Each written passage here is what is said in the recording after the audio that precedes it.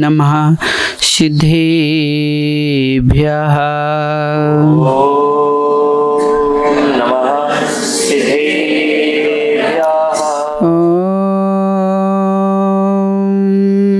नमः सिद्धेभ्यः।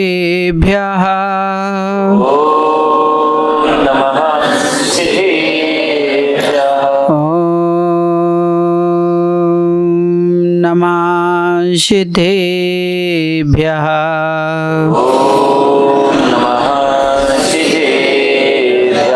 जय मंगल भूदारम विमिलाणं नाणदंशने मयाणं तिलोसयाराणं नमोसिया शव्यसेधारं काउण नमोकारं अरिहंताणं तयेव सेधारं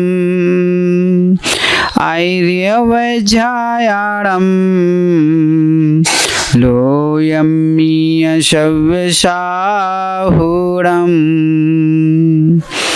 जय बोलिए अनंत अनंत सिद्ध परमेष्टि भगवान की। जय बोलिए देवादिदेव एक हजारार श्री आदिनाथ भगवान की। जय बोलिए देवादिदेव एक हजारार श्री चंदा प्रभु भगवान की। जय बोलिए देवादिदेव एक हजार श्री शांतिनाथ भगवान की। जय बोलिए परम पूज्य आचार्य भगवान विमल सागर जी महाराज की। जय बोलिए परम पूज्य आचार्य भगवान विराग सागर जी महाराज की। जय बोलिए परम पूज्य आचार्य भगवान विशुद्ध सागर जी महाराज की। जैन धर्म की जय।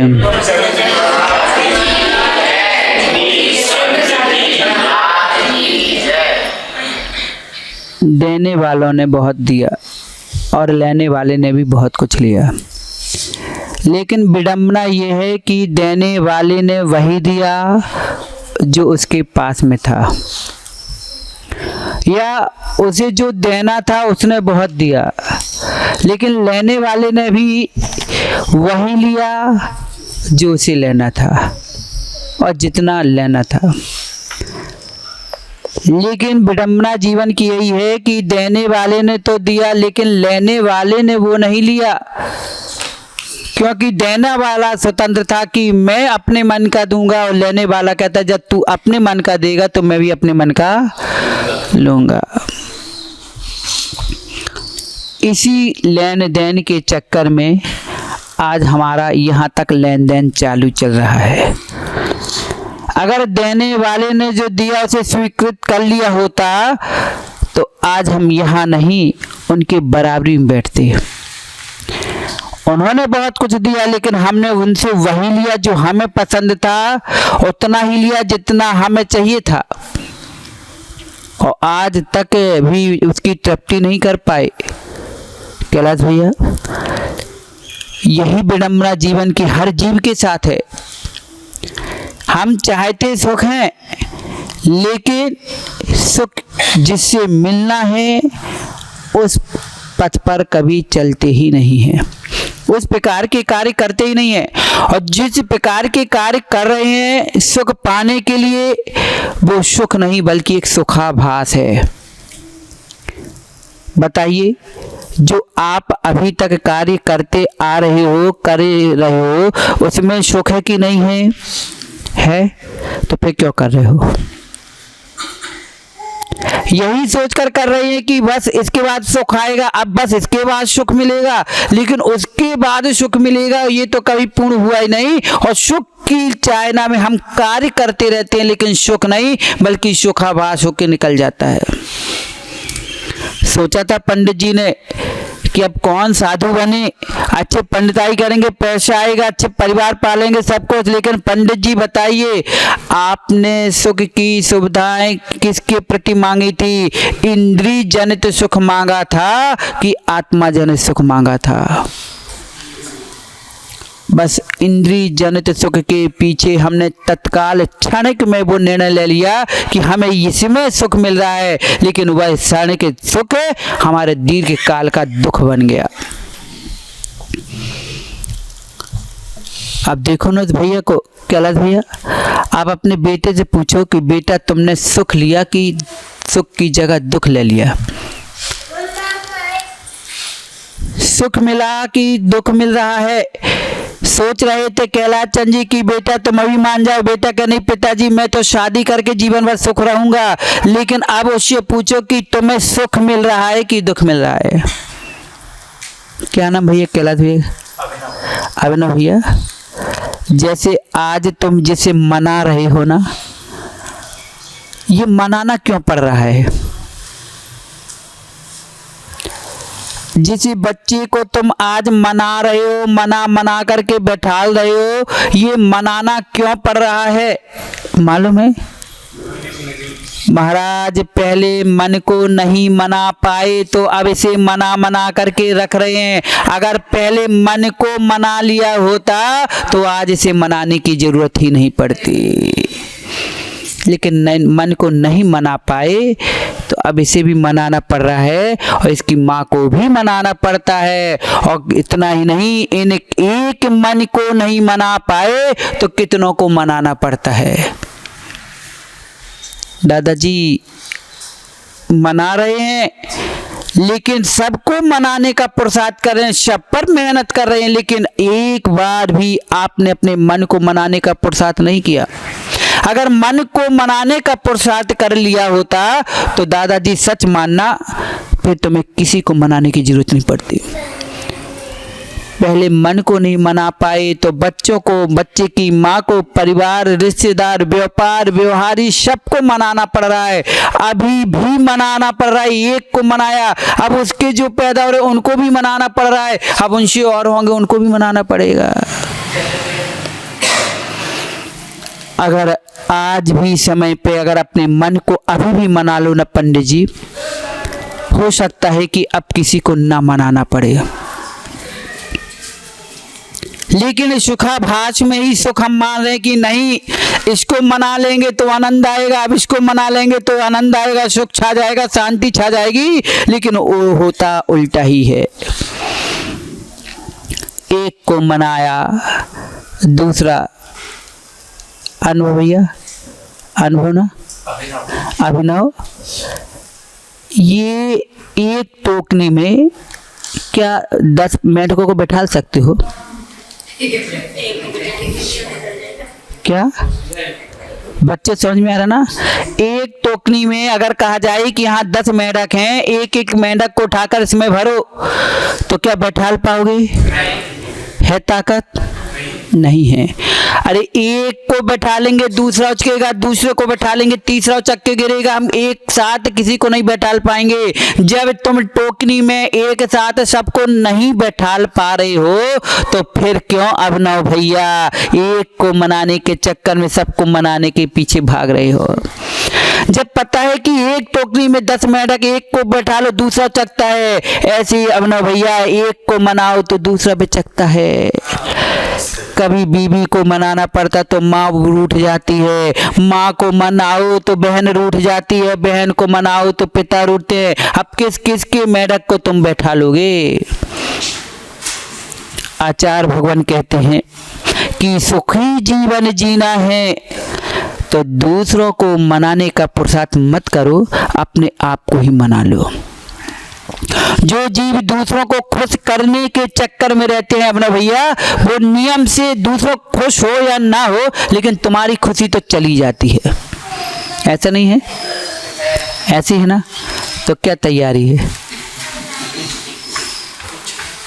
क्या तैयारी है कि जब हम एक को खुश करने के लिए अपनी खुशी खो बैठते हैं, जबकि मनाने का काम हमने खुश होके किया था, खुशी से के साथ किया था, लेकिन रिजल्ट आखिरी में क्या होता है माँ?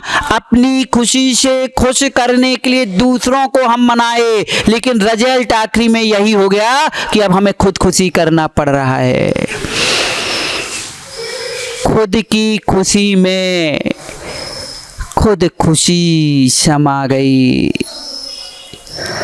अब बताइए किस काम की ऐसी खुशी?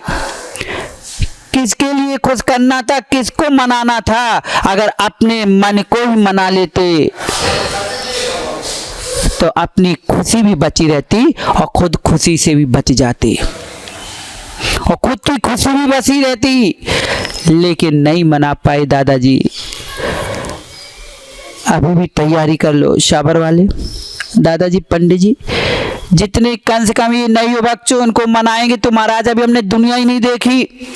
बेटा जीवन क्या होता है, और अभी आपसे कहेंगे तो आप कहोगे कि महाराज अभी तो जीवन बहुत है, इन लोग वृद्धों ने तो कम से कम 70-80 साल के हो गए, इनने तो बहुत कुछ देख लिया, हमने कुछ देखा ही नहीं। अरे बेटा इनने कुछ नहीं देखा, लेकिन क्या क्या होता है वो तुम इनसे अनुभव में सीख सकते हो।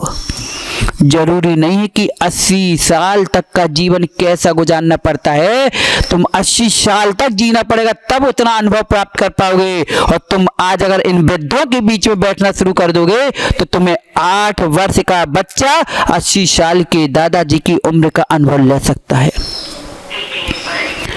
अनुभव ले सकता है, अनुभूति नहीं ले सकता, इतना ध्यान रखना। अनुभूति नहीं ले सकता, अनुभव कर सकते कि ऐसी ऐसी परिस्थितियां, इसलिए पहले ही संभल जाओ।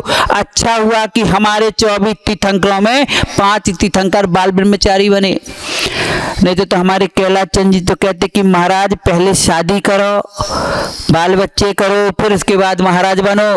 क्योंकि हमारे तीर्थंकर के देखो ना, जितने जितने राजा महाराजा हुए राजपाट चला करके पूरी गृहस्थी बसा करके भगवान बने हैं।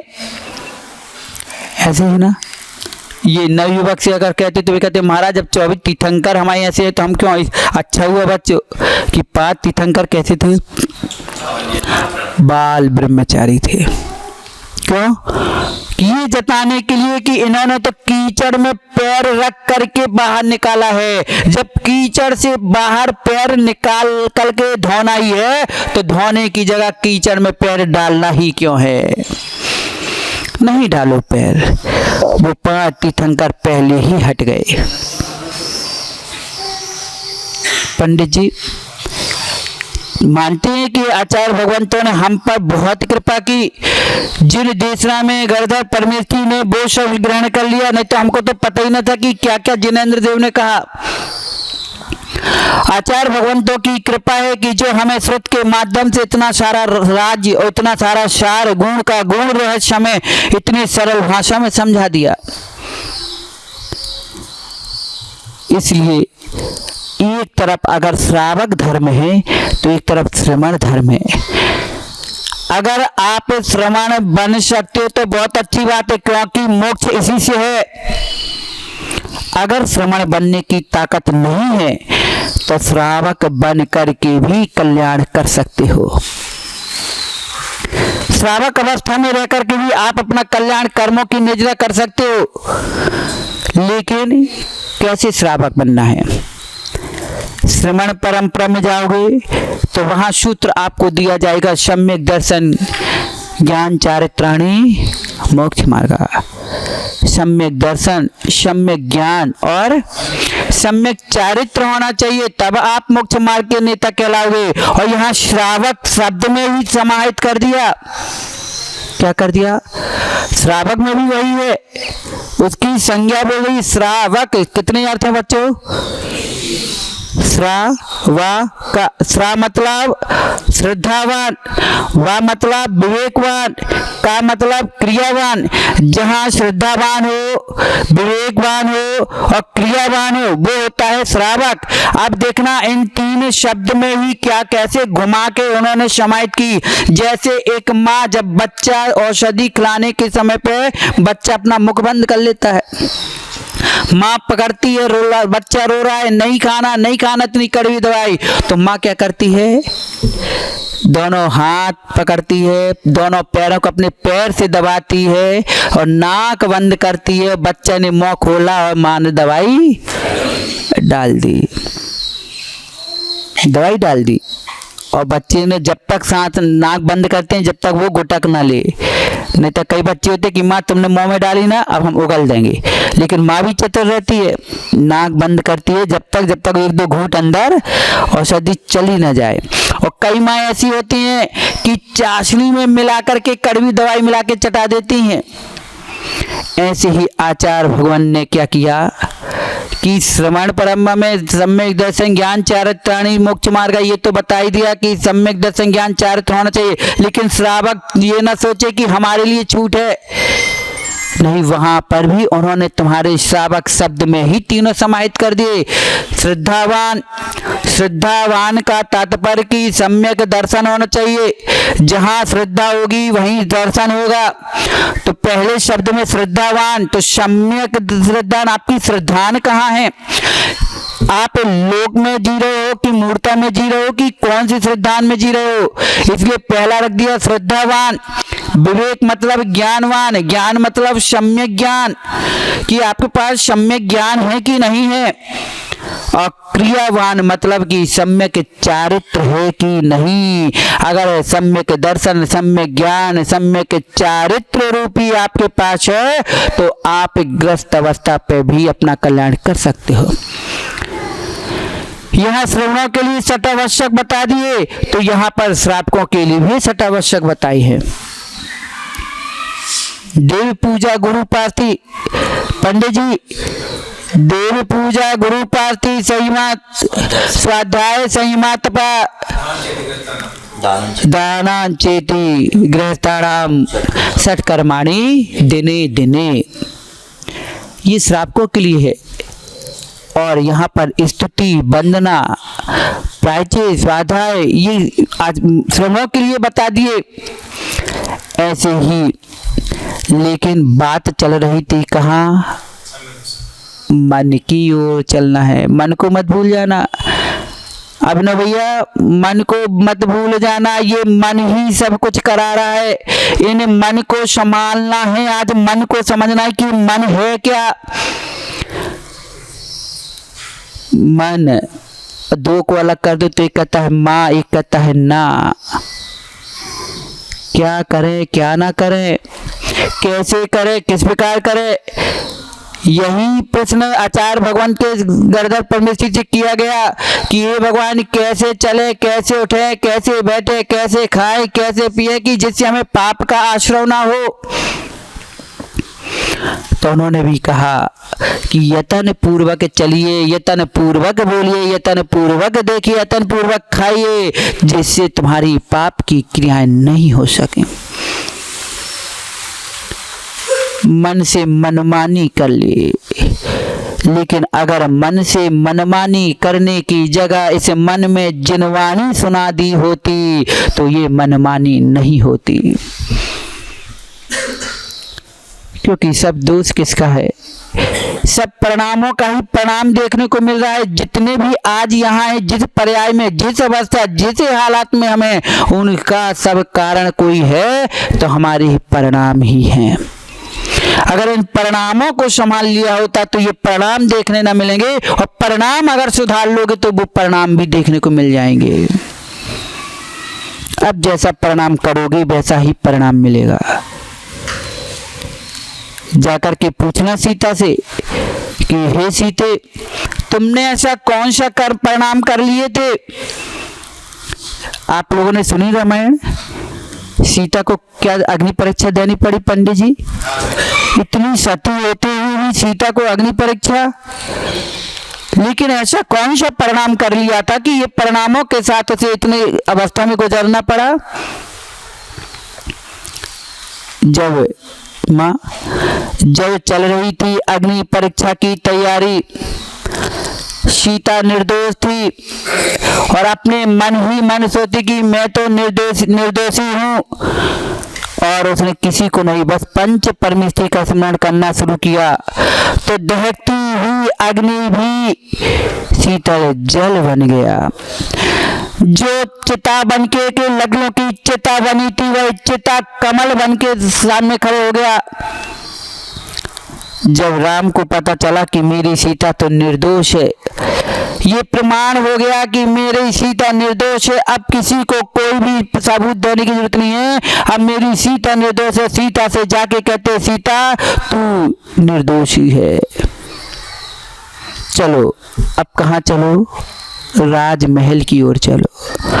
अब हम तुम्हें भूल के कभी भी त्याग नहीं करेंगे, हम तुम्हारा परित्याग कभी नहीं, अब तुम हम और जीवन भर ऐश्वर्य आराम से रहेंगे। सीता ने जवाब दिया कि अब हम राजमहल की ओर नहीं जाएंगे, अब हम मोक्ष महल के लिए जाएंगे। और मैं आज स्वामी आपको एक बात बताई देती हूँ कि आपने भले ही सबके सामने ये सिद्ध कर दिया कि मैंने कोई भूल नहीं की, लेकिन मैं आज आपसे बता रही हूँ, मैंने 1 नहीं 2 नहीं 3 नहीं 4 भूल की है। अब मैं 5वीं भूल नहीं करना चाहती हूँ। कितनी भूल की? 4 बार गलती कर ली हमने। अब मैं 5वीं गलती नहीं करना चाहती, क्योंकि मैंने जो गलती की उसका परिणाम हमें भोगने को मिल गया है। अब मैं वो परिणाम नहीं करूंगी जिसके कारण और नया परिणाम देखने को मिले। श्री रामचंद्र जी देख के हैरान। माँ, आपको तो सुन के ताज्जुब लगा कि सीता ने 4 गलती, कौन सी गलती कर दी? पढ़ा है आपने कहीं ऐसी गलती को? सुना है कभी? कभी ने नहीं बताया, किसी ने नहीं बताया। लेकिन सीता स्वयं स्वीकार कर रही है कि स्वामी मैंने 1 नहीं 2 नहीं 3 नहीं 4 भूल की है, 5वीं भूल नहीं करूंगी। और अगर भूल की तो ना जाने कौन सा परिणाम भोगना पड़ेगा। अब मैं तो अपनी गलती को सुधार करूंगी। अब मुझे राजमहल नहीं मोक्ष महल जाना है। रामचंद्र जी बोलते हैं कि हे सीते, ये तो बता तूने कौन सी 4 भूल की? तू निर्दोष है, तेरे साक्षात तूने अग्नि परीक्षा दे करके उसमें पास हो गई, फिर भी तू अपने आप को दोषी कह रही है। कौन सी भूल की? उसने कहा स्वामी मैं कौन सी भूल सुनाऊं? पहली भूल तो मेरी ये थी कि मैंने वरमाला लेके तुम्हारे गले में डाली। अगर उस समय अपने मन को मना लेती तो ये दशा आज मेरी नहीं होती। लेकिन तुम्हारे यौवन अवस्था में, तुम्हारी प्रीति में, तुम्हारे प्रेम के बंधन में इतनी मैं आसक्त हो गई कि मैं भूल गई कि मैं आई किस लिए थी। अगर मैं उस समय अनुव्रत और महाव्रत धारण के आर का बन गई होती तो अभी तक कर्मों की निजरा करके उत्तम गति को प्राप्त कर लिए होती। लेकिन पहली भूल थी कि पहली वरमाला तुम्हारे गले में डाली, तुम्हारे प्रेम में बसी हो भूत हो गए। मन को नहीं मनाए तो तुम्हें मनाते मनाते हमने ये दशा झेली। और दूसरी भूल हमसे ये हो गई स्वामी कि जब पिता ने आपको वनवास दिया, तुम्हारे प्रेम की आसक्ति रागनी बनकर के मैं तुम्हारे साथ जंगल चलने को तैयार हो गई। अगर मैं उसी समय श्राद्ध पाठ छोड़ करके किसी आरिका से आरिका दीक्षा ले लेती तो अभी तक कर्मों की निजरा होती। जब जंगल में रहना ही था, वन घूमना था, तो वन की वासनी बन करके साधना करते तो कर्मों की निजरा हो जाती। ये बंधन कर्म के नहीं बंध पाते। तीसरी भूल ये हो गई स्वामी कि जब मैं आपके साथ वनवास गई तो रावण मुझे हर के ले गया और मैं उस अशोक वाटिका में, रावण के यहाँ अशोक वाटिका में बैठ करके तुम्हारा ही नाम लेती रही। तुम्हारी याद में, तुम्हारी प्रीति में, तुम्हारे प्रेम के बंधन में कई दिन लंघन किए, कई उपवास कर डाले। अगर उसी समय में दीक्षा लेकर के इतने उपवास कर लिए होते तो इन बंधनों से आज मैं मुक्त मिलती। लेकिन फिर भी मैंने तुम्हारा ही नाम लिया, प्रभु का ध्यान नहीं किया, प्रभु का नाम नहीं लिया। अगर उनका नाम स्मरण कर लिया होता तो मुझे ये रावण के घर में भी रह करके उस ऊंचे पद को प्राप्त कर लेती।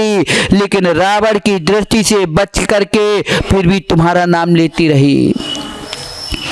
चौथी भूल ये हो गई कि जब आपने यहाँ ला करके मुझे इस गर्भिणी अवस्था में मुझे आपने परित्याग किया और मैंने पुत्रों के राग में जंगलों में इन बच्चों को जन्म दिया। और जन्म देने के बाद तुमसे मिलन करने की आस में आज तक बैठी रही। अगर चाहती तो बच्चों को आश्रम में छोड़ करके आर्य का पद धारण कर लेते तो आज ये अग्नि परीक्षा नहीं देनी होती। लेकिन भूल थी मेरे, मैं अपने मन को नहीं मना पाई, मन को नहीं समझा पाई। मन में तुम बैठे रहे, तुम्हारी प्रेम आसक्ति में बैठे रहे तो हमें ये अग्नि परीक्षा देनी पड़ी। अगर मैं जिस जंगल में ही दीक्षा ले लेती तो अग्नि की कोई जरूरत नहीं थी। अब स्वामी तुम्हारे साथ जा कर के मैं आप 5वीं भूल करना नहीं चाहती। इसलिए अब मैं राजमहल नहीं मोक्ष महल की ओर जाना चाहती हूँ। एक सीता ने अपने जीवन की चार भूलें स्वीकार कर ली, लेकिन हम कैसे जीव हैं कि एक भूल को जान करके भी उसी को पुनः दोहराते रहते हैं, लेकिन उस भूल को सुधार नहीं कर रहे। की क्या सुधार है? नहीं की, बस यही संतुष्टि रख ले कि अरे उसके साथ भी तो ऐसा हुआ। क्यों बच्चों, जब क्लास में सभी 20 बच्चे हैं, 20 बच्चों के रिजल्ट जब खुलते हैं, अगर बच्चे तुम्हारा 16 नंबर आए और तुम्हारे 4 दोस्तों के 15.5 आए तो तुम खुशी मनाते हो, अरे मेरे तो 16 आए, कम से कम उनको तो 15.5 आए। और इस भूल में हम क्या करते, फूले रहते कि उनको देख करके हम खुश रहते, उनसे तो हमारे अच्छे आए। लेकिन क्या कभी तुमने देखा कि सामने वाले के 95 क्यों आए? मेरे 16 क्यों आ गए, मैं 16 में ही क्यों अटक गया, ये 95 तक मेरी गाड़ी क्यों नहीं दौड़ी? इसके आगे कहाँ मेरा प्रमाद, कौन सी भूल हो गई? बस हमने नीचे वाले को देख करके अपनी भूल को ढांकना शुरू कर दिया। यही भूल है कि हमने दूसरों की गलतियों को देख करके अपनी गलतियों का पर्दा तो डाल दिया। माँ अगर बहू से कोई गलती हो गई तो हम बहू की गलती को देख करके उसे अपनी गलती को भूल जाते हैं। अरे ये सोचो कि ये उसकी गलती नहीं, ये हमारी गलती है। इसलिए भूल को सुधारना सीखो। आचार्य भगवान एक सूत्र देते हैं, कैलाश भैया आपके केकड़ी में भी ये सूत्र दोहराया गया था। कौन सा अभिनव भैया, कौन सा सूत्र था मालूम है? माँ आचार्य भगवान हमेशा एक ही सूत्र देते हैं कि भूल ना सीखो। बच्चों बोलोगे, बोलो भूल ना सीखो। अगर सुखी जीवन जीना है तो भूलना सीखो। लेकिन इसमें भी 2 अर्थ है पंडित जी। भूलना सीखो मतलब कि जो भूल हो चुकी है उस भूल को भूल जाइए, लेकिन भूल ना सीखो। आगे के लिए भूल मत सीखो, और जो भूल कर चुके हो उसे भूलना सीखो।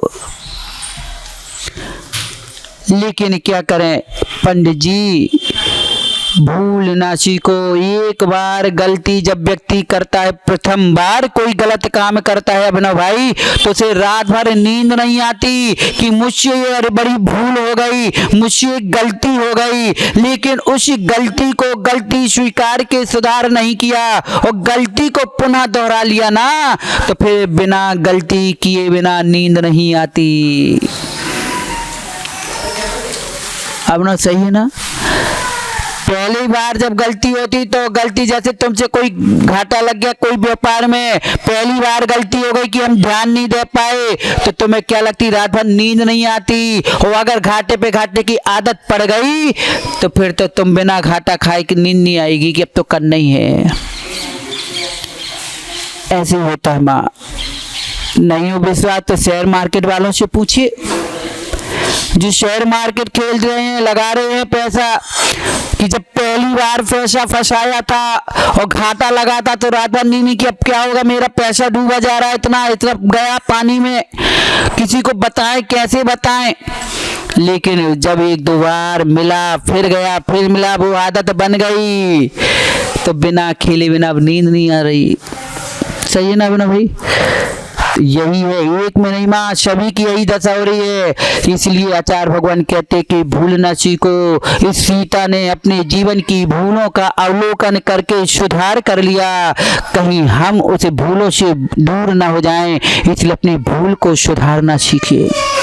भूल को समझो, भूल को मानिए, भूल को मात्र इतना तो समझ लो कि हाँ मुझसे भूल हुई है, मैं गलत हूँ। अगर आपने इतना ही अवलोकन करके स्वीकार कर लिया कि मुझसे भूल हुई है, मैं गलत हूँ, बस एक दिन ऐसा भी आएगा माँ कि आप सुधार करने का काम भी करेंगे। लेकिन ये भूल हमें भूलने नहीं दे रही है, ये हमें स्वीकारने नहीं दे रही है। क्यों? क्योंकि हमने अपने मन को आज तक मनाया ही नहीं है। उलझन में डले हैं। समय हो गया है, सभी लोग सोचे कि महाराज समय हो गया, जाना है। एक भूल तो हो गई, अब दूसरी भूल ना हो जाए। एक भूल तो हो गई कि यहाँ आके बैठ गए और अब आप बोलते रहोगे हमें जाना पड़े तो दूसरी भूल हो जाएगी। इसलिए भूल को भूलना सीखो। समय पे आएंगे तो समय का सार मिलेगा। इसलिए माँ समय पे किया हुआ काम ही समय को समय तक पहुंचा पाता है। इसलिए जीवन में कभी भी ऐसे काम मत करना, भले ही तुमने काम कर लिया और सामने वालों की नजरों में तुम बैठे हो खड़े हो, लेकिन ऐसा काम तो अगर तुमने कर लिया कि तुम अपनी ही निगाहों बंद जब करो और अपनी ही निगाहों से अपने आप को ना देख पाओ तो समझ लेना कि तुमने जरूर कोई गलत काम किया है। जब व्यक्ति स्वयं में गलत काम करता है और उसका आभास होता है कि मैं गलत काम कर लिया है, जब भी वो आंख बंद करेगा उसके चेहरे की मुस्कुराहट खत्म और दिल की धड़कन बढ़ जाती है। अपनी आंखों पे आंख नहीं मिला पाता, अपनी नजरों से ही गिर जाता है। दूसरों की नजरों में तो गलत कराने वाले गलत भी करा लेंगे और तुम ये मत सोचना कि हम तो उनकी निगाहों में चढ़ गए हैं। चढ़ नहीं गए हो, बल्कि तुम अपनी निगाहों से गिर चुके हो। महानता इसकी नहीं है कि तुम दूसरों की नजरों में चढ़ गए हो। महानता इसलिए उसमें बना के रखना कि हम अपनी नजरों से अपने आप को देख सकें। अच्छा हुआ कि हमारे जितने तीर्थंकर थे ना, जितने तीर्थंकर थे आंख खोल के नहीं बैठे और आंख बंद करके भी नहीं बैठे। अगर आंख खोल के बैठे होते तो पंडित जी कहते देखो भगवान को कि कैसे घूर घूर के देख रहे हैं, बड़ा राग सता रहा है। और अगर आंख बंद कर लेते तो पंडित जी कहते कैसे द्वेषी हैं कि किसी को देखना पसंद नहीं कर रहे हैं, आंख बंद करके बैठ गए। इसलिए उनने सोचा कि ये जगत के लोग हैं, ना उन्होंने आंख खोली ना बंद की, नासाक दृष्टि, उन्होंने देखा भी और नहीं देखा भी। उन्होंने अपने आप को देखा नहीं देखा, पर को स्वयं को देखना प्रारंभ कर दिया। नासाक दृष्टि कि अपने आप को देख लिया, अपने आप को जान लिया, अपने मन को मना लिया। और जिसने मन को मना लिया उसने भगवान का पद पा लिया। लेकिन मन को मनाना है कैलाश चंद जी, मन को मनाना है तो कैसे मनाएंगे? पहले मन को समझना पड़ेगा कि मन है क्या। जिसने मन को ही नहीं जाना, अभी तक सभी लोग जानते कि जियो और जीने दो। क्यों बच्चों, महावीर स्वामी का क्या संदेश? जियो और कितना अच्छा सूत्र दिया, अच्छा दिया कि बुरा दिया। लेकिन आज तक कैलाश भैया ये सूत्र हमारे पंडित जी 80-85 साल के होने वाले हैं, ने पूरा जीवन इसी में निकाल दिया, जियो और जीने दो। लेकिन आज इनसे पूछा जाए कि पंडित जी जियो और जीने दो का तो कहते हो, पहले ये तो बताओ कि जियो है क्या। जीवन ही नहीं समझा, अपने जी को नहीं समझा, ना अपना जीवन समझा तो कैसे हम जीने देंगे। पहले अपने जीवन को नहीं समझा, ना अपने जी को समझा, ना जीवन को समझा। महावीर स्वामी के एक सूत्र को पा करके मात्र अंबानी ने एक शब्द लिया जियो, तो कहां से कहां उठ करके पहुंच गया। एक शब्द लिया मात्र जियो को उसने अपने नाम टाइटल में ले लिया। एक जियो से कहां से बैठने वाला कहां उठ के पूरा पहुंच गया। और हम लोग पूरा जीवन बर्बाद कर दिया जियो और जीनो दो में। हम उसी टाट फट्टी में कल भी बैठे थे, आज भी बैठे हैं। क्यों? क्योंकि हमने जियो को समझा ही नहीं है।